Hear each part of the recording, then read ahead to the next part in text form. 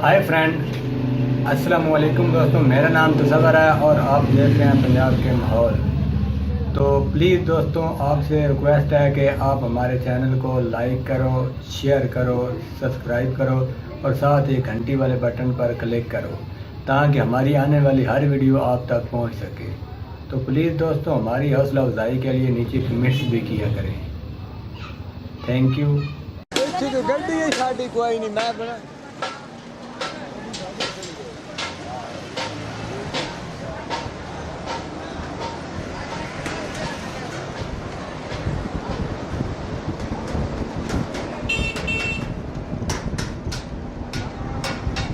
luck मोर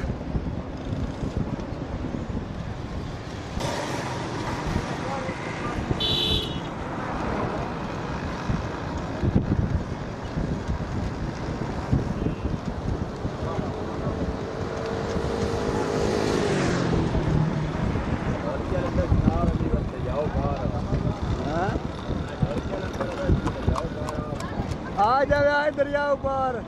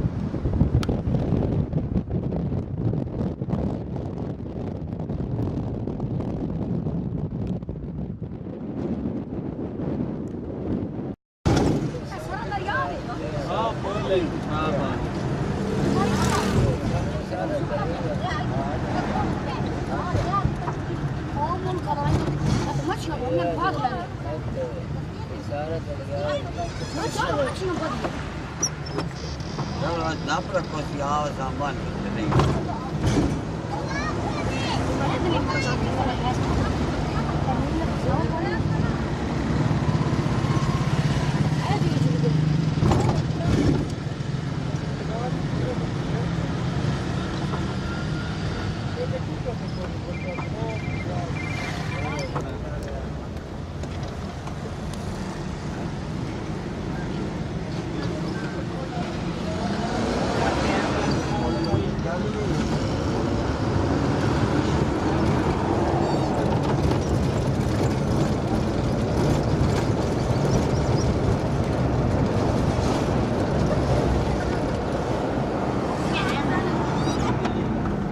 गाड़ी के लाके